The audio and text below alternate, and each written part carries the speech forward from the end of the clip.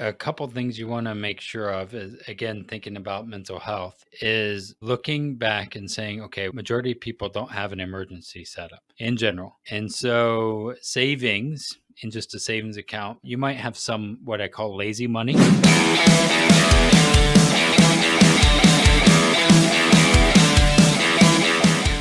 Hey, Brandon, welcome to the show. Hey, thanks for having me, Max. I'm excited to be a part of your plan. Yes, and today we're going to talk about people's finance plan. A good segue. Um, and speaking of that, as you know, right now with everything going on, layoffs, recession, cost of living going up, uh, a lot of this is really destroying people's mental health. But one of the podcast episodes that you've done for your own podcast is why mental health is more important than money. And some people may not agree with that. Well, if I can't pay my bills, is it money more important than mental health? So that's what we're going to dive into. But before we do that, why don't you tell the audience your expertise and how you got into the financial space? Yeah, so it's kind of a long, weird story. I want to be a change maker, want to make a difference in the world. And in that, we learned about the coffee industry and started our own coffee shop, which is like probably the not the smartest move when you want to be financially independent to start a cafe. But we started that. The coffee shop's name was Overflow, and it was all about making a difference in the world. But in that whole thing, I realized I wasn't taking care of myself, and we weren't able to overflow to other things because we couldn't take care of ourselves. Our own mental health was a little challenged, and so we had sold that business, learned a lot, learned about this infinite banking concept that helped us saved our business and helped us sell it, and realize that there's a lot of things where money and uh, our mental health are all interconnected. But a lot of times people aren't even connecting the dots there, right? And it's just really interesting, even whenever I think about the idea of mental health and budgeting and money, we don't connect the dots, but yet it is very much interconnected, right? The reason for divorce oftentimes is money, right? Which is mental health kind of stuff, right? Maybe. And on and on. So, anyway, we are activists. We want to make a difference in the world, and doing it in an ethical way in the finance world seemed good. We didn't realize how corrupt the financial industry is, though. Are you able to dive in more towards like why you're saying that the financial industry is corrupt? I mean, just learning. Like some of it is, we're told to divest in and put in like Tesla stock or this stock or that stock, and our self worth is in other people's businesses even, and we're divesting from ourselves, and we don't even aren't even keeping a solid foundation, stable foundation, because that's the way the economy is built on risk. It's built on hurry up and grow, and not building it on stable footing. And that's how our budgets, our financial lives are too. Is like, well, why save when there's no incentive to? You do make a good point about the why save when there's no incentive to, because you probably dive into this a bit more. If your definition of saving is just putting it into a bank account, a checking account, and just letting it sit there, then obviously that's not a good idea because then inflation is just going to eat it up. But for Yep. you, obviously, you're the expert here. How can someone save smartly without, again, getting inflation eating up all those savings you've built over time? Yeah, I think that a couple things you want to make sure of is, again, thinking about mental health, is is looking back and saying, okay, majority of people don't have an emergency setup in general, right? And so savings in just a savings account may you might have some what I call lazy money, and you want to build that in. So there's a couple uh, methods that I think about is like using and living off of 60 or 70% of our income versus 110% and using a credit card, because that's just not smart, but we're told to consume, right? And then we wonder why we again, mental health. We bought this thing, but yet it didn't leave us happier, but we got this high, right? And so having a good cash flow management system first is really important. So first, before where to put your money, it doesn't even matter. Having the good habits around, you know, this idea, richest man in Babylon, 10% of all you earn is for you to keep. So first off, start building the habits, healthy habits that are gonna be in a good spot, and that's gonna impact you in so many other ways, psychologically, mentally, emotionally, right? Then for me, once I have 3 months of emergency cash available in case, something happens, then I put a lot into a, what I call a properly designed, or what a lot of people call properly designed life insurance policy that has high cash value and is designed like the right way. And then that's my second tier that I then use. It's used for all kinds of things, for emergency, long term emergency, and other things, right?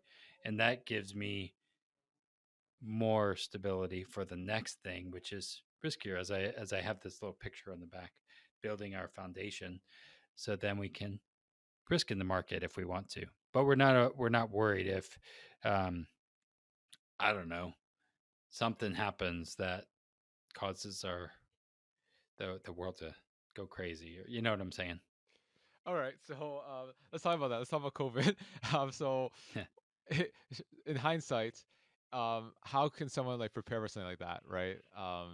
Let's say a few years down the line, obviously not as catastrophic as that, but let's say there's a layoff. They take like months to get another job. Maybe Hmm. something happened with family and they need to like mortgage their house to like solve it or what have you. So how can people like prepare for those types of situations?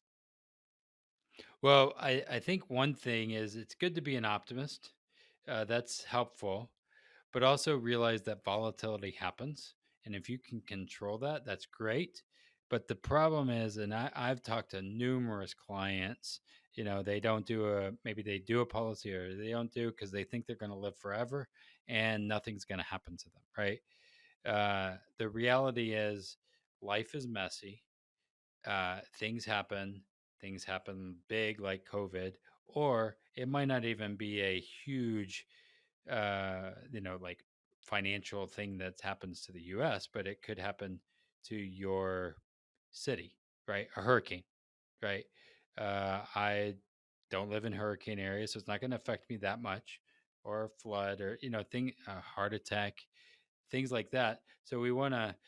You ever play that game? What if? What do you do if I don't know, zombies attacked? For what's your plan? Right. That this is Chan with a plan. What's your plan if this happens?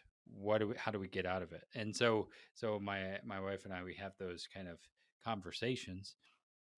Probably not going to happen, but if we've thought through it, then we at least have an idea of how we can roll with the punches, and making sure we're just not spending everything, having some stability in place, having a properly designed life insurance if that fits, to then leverage and use as both challenges happen, because they will, or at the same time opportunities happen, because that will happen too. And so you want to have a kind of a good foundation so you can take advantage of opportunities and, unfortunately, deal with challenges.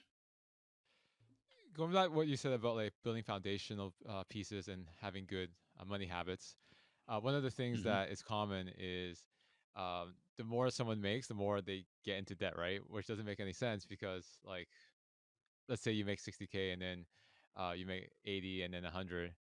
you would assume that they would have more money, but you realize that a lot of these people actually are still living check to check, even though they have made more money incrementally over time. So, what are some common Yep. mistakes that they've done to get themselves in that situation? Well, you got to remember, our world is all about consumerism, and what we say is healthy is how big are we growing, right? And I think that that's a challenge in and of itself, right? Where the economy is all about growth, and if you look at the human body, if we keep eating, right, we will get fat, we'll get overweight, we'll be on drugs and things like that. It's not healthy. And so, having a good cash flow management system is really important. I mean, I'm okay with spending if you can, if you should, like if it's income is there. But a lot of times people are like, I deserve it, so I'm going to go buy this car that I can't afford, because I deserve it. Well, no, the bank's going to tell you deserve it, and commercials are, but having a good system in place so the numbers tell me, do I deserve it or not? That's why I love profit first. That's why I love thinking about the envelope system. Is it's just the numbers are going to tell us if we can do it or not, and not just say, well, I'll just use a credit card. That's my emergency fund, and that's not healthy. Yeah, like I know I've heard people are actually happy when they get a credit card increase, right? But I'm thinking like, that's not your money. You're actually going to be more in debt now because of this credit card Yeah, increase. and I see it all the time with clients, and I'm like, how in the world you make this much money, and you have, and I'm like, what do people spend on? And as our income is growing, I'm like, really, do I need to buy a bigger house? And that's the idea of living with enough. I'm not saying, you know, we're not wanting to grow, but what is enough? What is good for us? And being okay and content with what I have. I think that's good, but also in a growth mindset of I still want more, but I don't need to spend it all. Yeah, for sure. So you talk about like the envelope system, right? So can you walk us through more of that as well as other additional money management strategies to help people improve their mental health? Yeah, so I think that one of the things that we've thought again a lot about this, and thinking about going back to COVID, right? So the world is in chaos in a lot of ways. Our tax strategies are chaos. The or not the tax strategies, but our just figuring out taxes, for example, and different business models, all kinds of stuff. It's chaos. It's confusing, or even saving and retiring and putting into a 401k, like try and figure out how a 401k works, is complicated. Then you go into healthcare system, right? And so I think it's by design that it's chaos, actually, and that's confusing, haphazard, anxious, overwhelming, and stressful. That's why people are where the metrics of you know all of this mental health is happening is because there's just too much chaos going on, right? And we need to realize we are in chaos. We're like running in place, not going anywhere, right? And thinking we are, right? Again, it's confusing, haphazard, anxious, overwhelming, and stressful. That's a great acronym, right? um, but what we need to do, and something I've thought a lot about, is we need to be still. We need to actually stop, and too many people don't even know how to stop because our world is told, keep moving, right? And we don't know how to even sit with our thoughts. And so the what we call is the still method. And if you go to wealthwisdomfp.com/still, you can download the method. But it is set your sights. This is your um, podcast, right? Jam with the plan, right? Uh, and if we don't know where we're going, have an idea, that kind of thing, then we're just running in place, or hoping, and hope is not a strategy, right? So setting your sights. Where do you want to go as an individual with your money, with your family life, with your business? And only you can answer that, right? So that's the plan, right? Setting your sights. Then you have to track your in and out, right? So it doesn't matter if you have a plan, but you got to track. You were going to say something, right? But you can go and I can keep going with this still. But so track is uh, you know the budgeting part, the things that people hate, right? They don't know want to budget, but I don't know, call it something else. Managing cash flow, like that's I believe like Jeff Bezos and the rich people, they do manage cash flow. They understand where that's going, and we are being tracked when it comes to um, on Facebook, social media, all of their tracking is important. So track your money, track your habits, inspect your progress. That is, not just tracking it, but inspect and say, what is it saying to me? What are those tracking it? What is it saying? So that's inspect, and then look for 1% adjustments. It's the little things that happen. Like we didn't just all of a sudden get to this mental health crisis, right, in our world. It's 1% adjustments in the wrong direction is really what happened. And so we need to look for 1% adjustments in the right direction. And then the last L is live deliberately. If we live deliberately, and that goes back into the other part, then as we're deliberate in our money habits, we're deliberate in our actions, deliberate in where I put my money, whether it's an infinite banking policy or whatever, that's going to help me. For sure. So go back to what I was going to say. Um, the, one of the things right now is people think that housing is out of reach, at least where I live, right? Because I live in Canada and the housing market's pretty expensive right now. Mm-hmm. So a lot Yeah. of younger generation who are trying to get into the housing market, they feel like giving up because they don't think their salaries are basically not matching the pace of housing going up, right? So even though they have a Mm-hmm. plan, they don't think it's actually going to come to fruition because of how high the housing is going up compared to their salaries. So what is Yep. your thoughts on that? Like, is it still possible? And if so, like, what are some strategies that you can suggest to ensure to them that it's not as bleak as it seems? Yeah, I think some is why are we going for some of these big mega houses, right?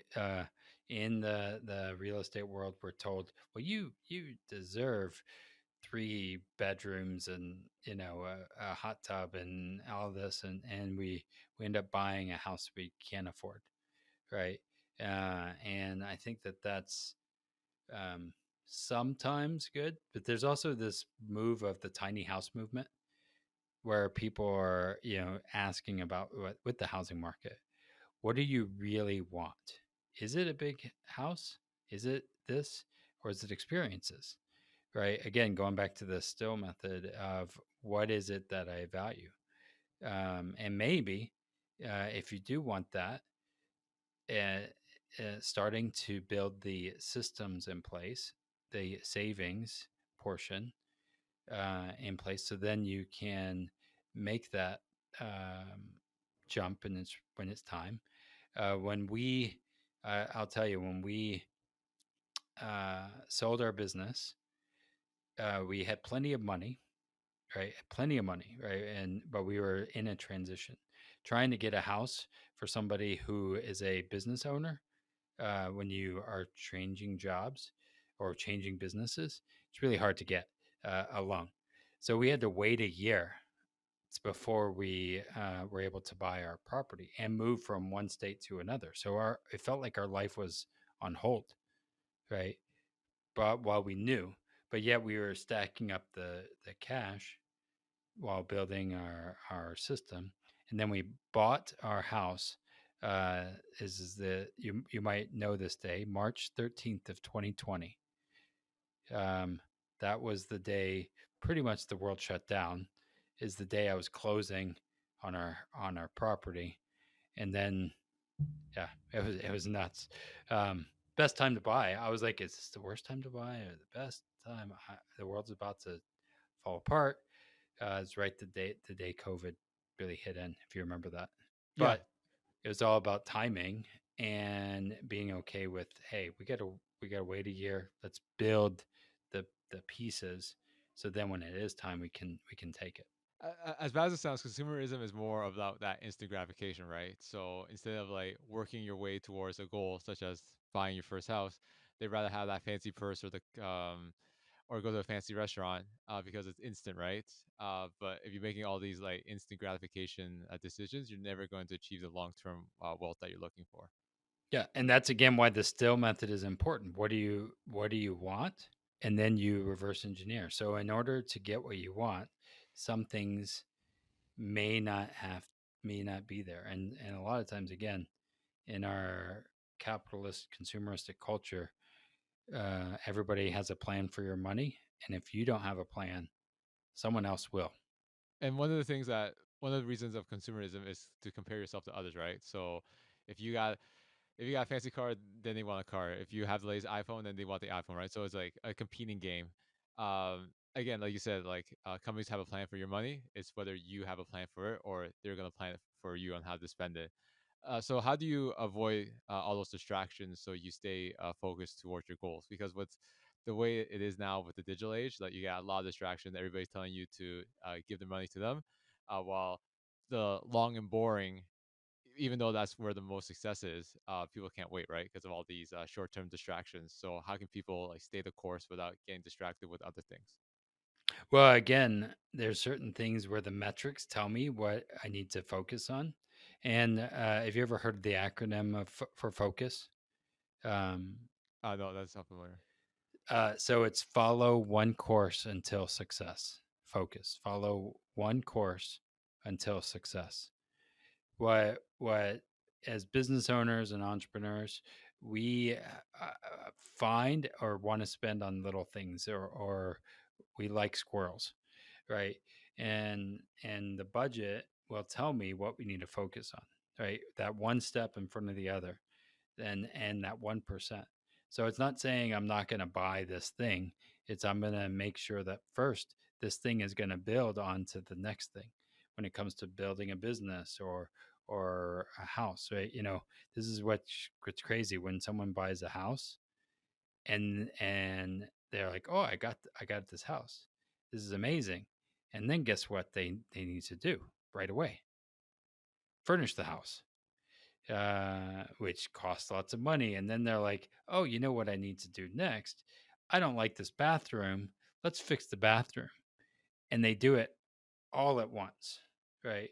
And so maybe it's okay. How do I do this? What's my budget on not just the house, but all the stuff that goes in it, when you buy a house, and being okay with it's okay. This is we're going to build into that. Or when my profit accounts from a business owner does this, this is what I'm going to buy with it because my efforts, I can reward my efforts, not just um, spend like a drunken sailor. Let's talk about some of the clients you work with and how you've improved their mental health. Yeah. What are some common mental health obstacles or blunders that they've faced when they reached out to you? I mean, some is a lot of times. I work with a lot of married couples, and you have the spender and the saver, and all of this stuff, and one wants to deal with it, one doesn't. Some is just addressing the problem. The reason I think that we are in a world of hurt sometimes is people are just putting their head in the sand, avoiding the pain, which causes more pain. So just it's almost like just showing up and dealing with it head on is commendable. And then some of the things I've even have as I do my financial analysis with married couples, is I'm asking questions of dreams and goals, concerns, and I will say to people, this is a good date night conversation, right? You should have this conversation with each other to get yourself on the same page, right?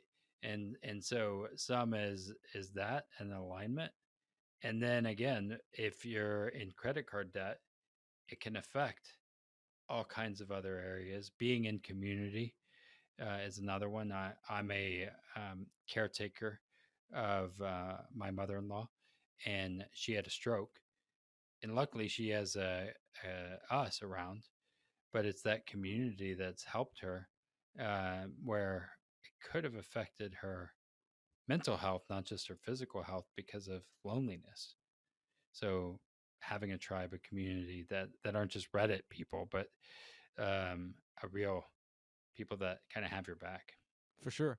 And what are some of the as you said, like before with your method, like what are some of the like how long it takes for them to like go from like having a bad relationship with money, having a toxic mental health, um, and improving that to get to where they are today. I mean, that's a hard question because I think we're all moving in a direction, right? And we all have toxic behaviors, toxic things that come into us, right? And it's a active thing of saying, okay, what am I doing? What am I consuming that's causing negative things? And being self-reflective. Too many people, again, this is why the still method is good. It's a self-reflective tool to say, am I on track? Am I moving in this direction, or those kind of things? But again, we want a quick fix, and life is not um, in one spot, right?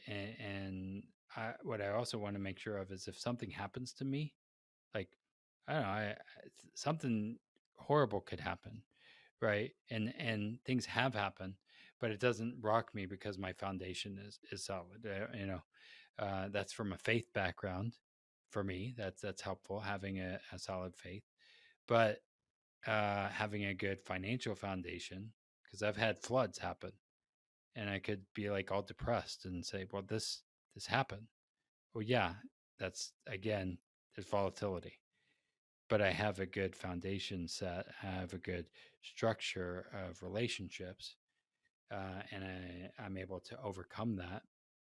Now, there's still stuff, right? But that's life. Um, and I think that's why we're in a hard position. Is a lot of people are lonely. They're disconnected, and they have no even relationship with their own money.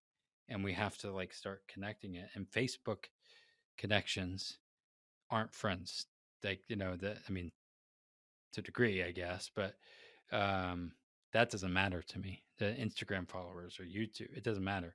Like that closer group, I think that's a helpful thing. Um, anyway, does it relate to money? Yes. There's some of that, but there's going out having coffee. Maybe that's a good thing for mental health, and you budget towards that.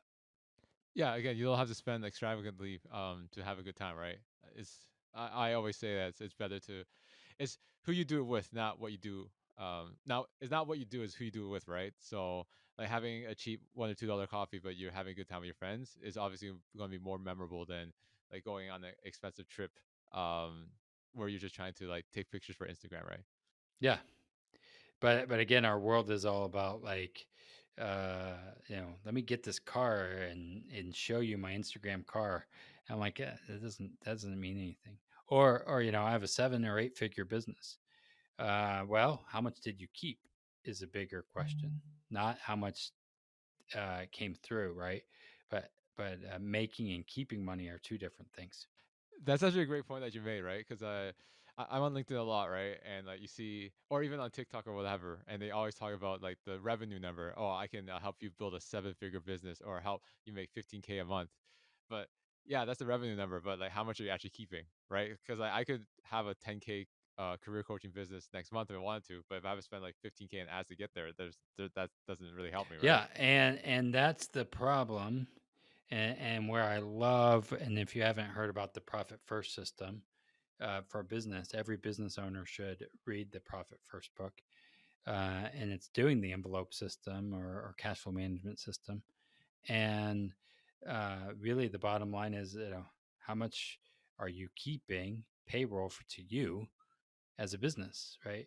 And whether it's you're making $10,000 a month, and it's for you, like just you, and you get to keep 5,000 in OpEx and all that is, you know, that's a different thing. And you can scale a business in a healthy way, and roll with punches too. But that's why I love Profit First, because it's not just a money management system; it's a emotional health system too. Go back to what you said about like relationships. You said you work with a lot of married couples, right? And again, sometimes like you get one that doesn't want to deal with it, wants to spend how they want to spend because you have to change their habits as well, and then one wants to nip it in the butt because if we don't solve this problem, we're going to be in more financial debt than we can handle. So how do you try to get people to get buy-in for like both parties? Yeah, so I'm the spender in our relationship. My wife is not, right?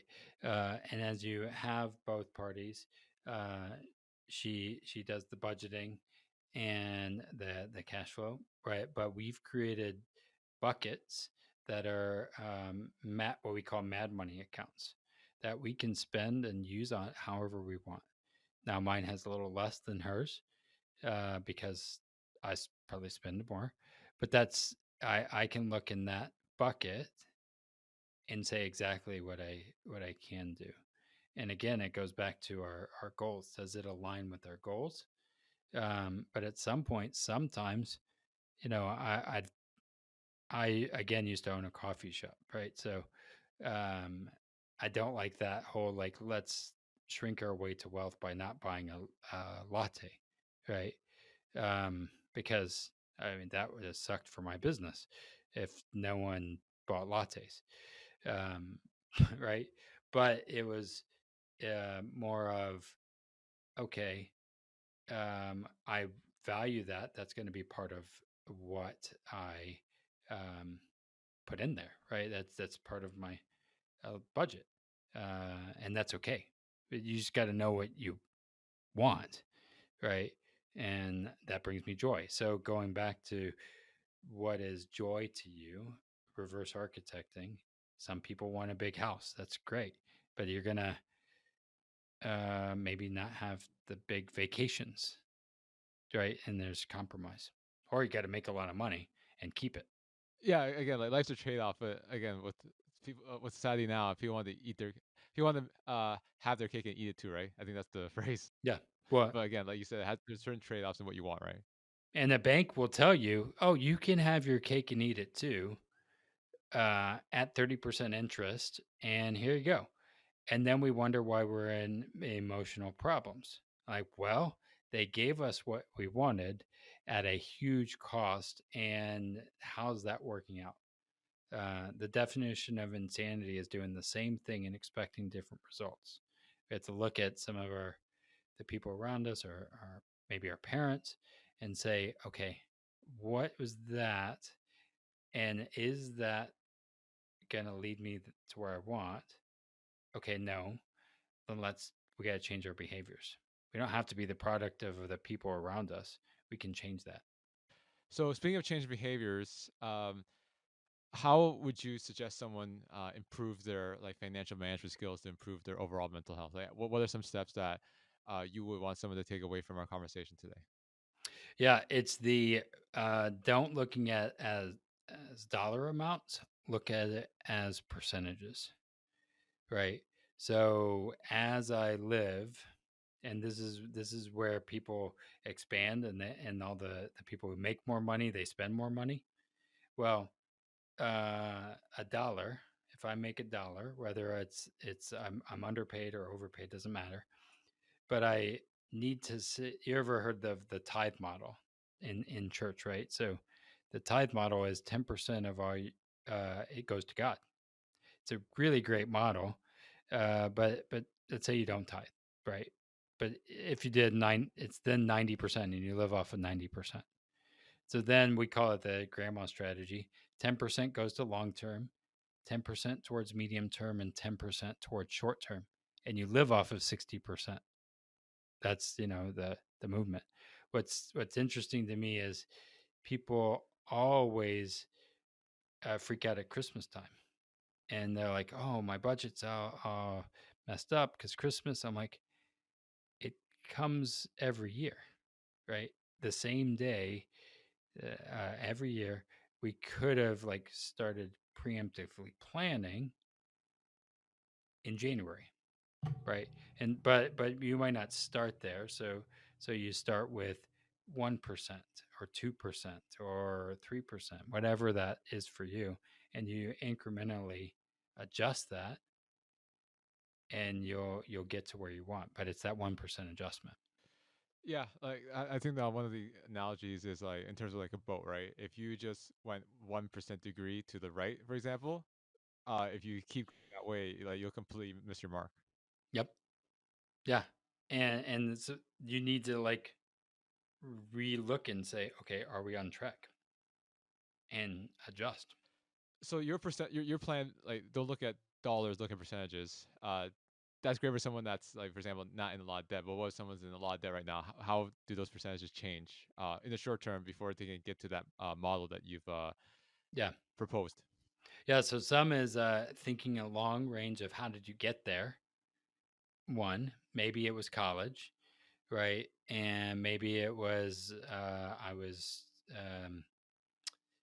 ridiculous, a drunken sailor, if you will, right? And sometimes there's consequences to your actions. You're gonna make, and it's gonna be harder actually. And the system, the financial system, is built to keep us in poverty and in drag, right? I mean, I think that's by design. That was done that way. And so, first is learning, understanding that those credit cards. One is stop bad behaviors, right? Maybe again, I just said drink lattes, but if you got in a bad position, maybe you need to lower that for a season, right? For a time, I don't know, but only you know where you're at and what are the sacrifices that you need to do to overcome that. And I've used like my life insurance policies that have helped people get out of debt, but it's not a quick fix kind of deal. It's a mindset shift, and you have to like change behaviors. Like I've helped clients get out of high interest debt using their house, and they ended up back in debt because they never actually did the exercise of paying themselves back or doing those kind of things. And I think that that's an emotional and mental thing, not a money thing, right? But they are interconnected. Yeah, for sure. And for you personally, what has been one big like financial challenge that you've had to overcome, like whether it's like a mindset shift or what have you, to get to where you are today financially? Yeah, I mean, both me and my wife came from poverty, meaning like or federal assistance, all that from family. My mom was a single mom, and so to come from here to where we're at, are we uh, um, super wealthy and billionaires? Not yet, but wealth is more than money to me. And I also have a 4-year-old, so I'm like, man, look at where we are. But it's a little steps over time that have gotten us here. And so I'm excited. I've made the life is a winding road. I wish I would have known certain things when I was 20, but I probably wouldn't have listened to myself anyway. Um, right. So I did the coffee shop, but that was a great experience that cost a lot of money, but I didn't have to go to college for it. So I have a good bachelor's in business from School of Hard Knocks. Um, right. And other things. So we've been able to use our experiences to help others. And really, the Still method, what we do at Wealth Wisdom FP, it's all just saying, hey, this is what we learned. And if you have a good dashboard, right, like learning how to fly a plane, you got to know what the plan is. And if you understand that, that's really important. But if you don't know the controls and you just give up the controls to somebody else and say, get me there, that's going to cause problems. So, um, I don't know. I'm a one of, hey, let's take control of this. And for someone that wants help in taking financial control of their life, how can people reach out to you to learn more about what you do and how you can help them? Yeah, so we have a website, Wealth Wisdom FP. That's wealthwisdomfp.com.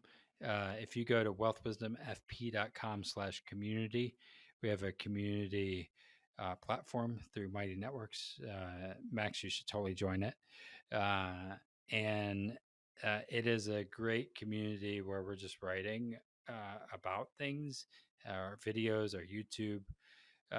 The main thing I want people to know is, find us or somebody.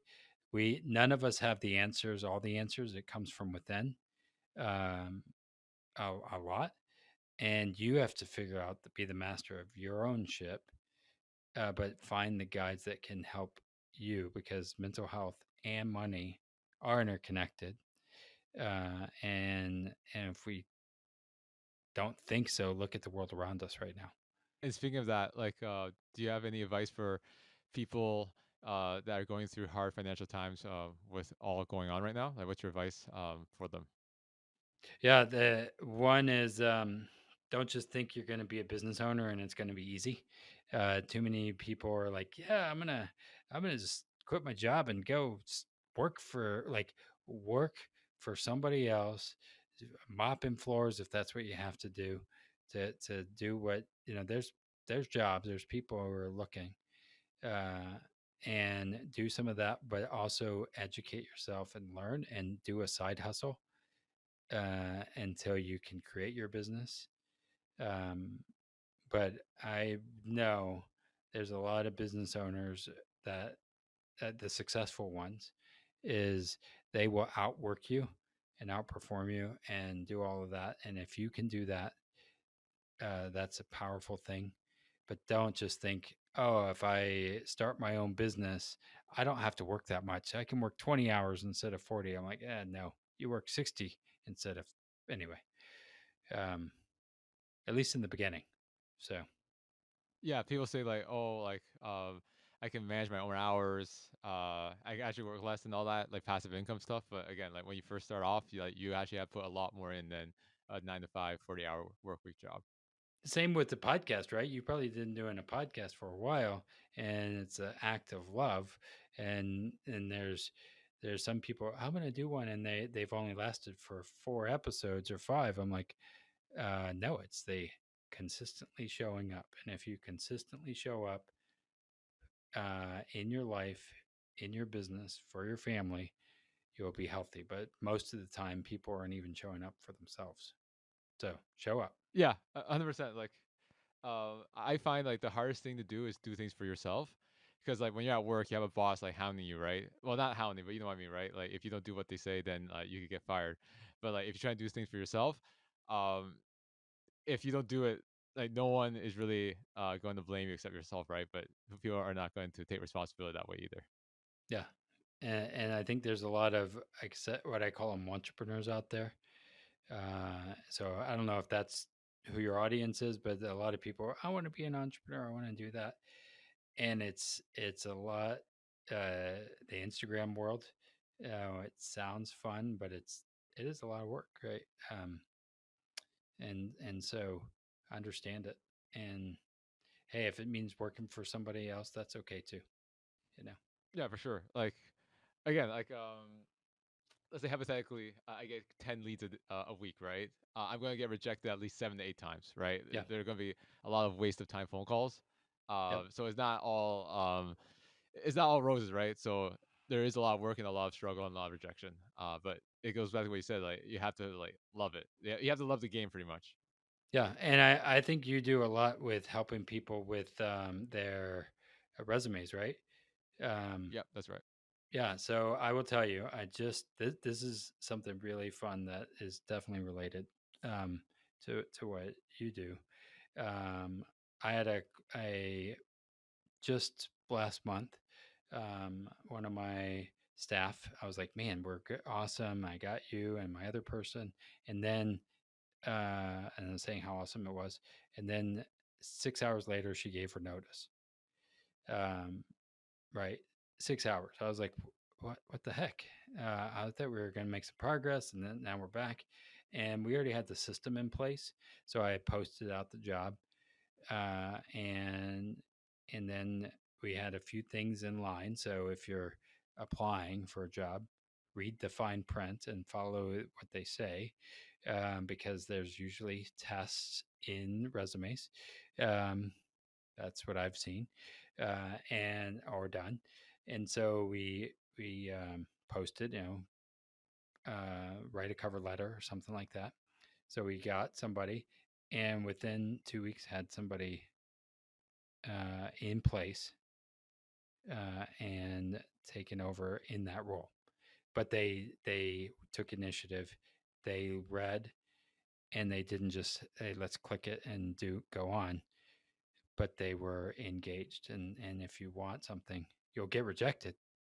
There's plenty of that, but it's the ones that show up and and just keep standing back up. Yeah, for sure. And that's a great way to end our conversation. Again, I really appreciate the time, Brandon, and have a great weekend.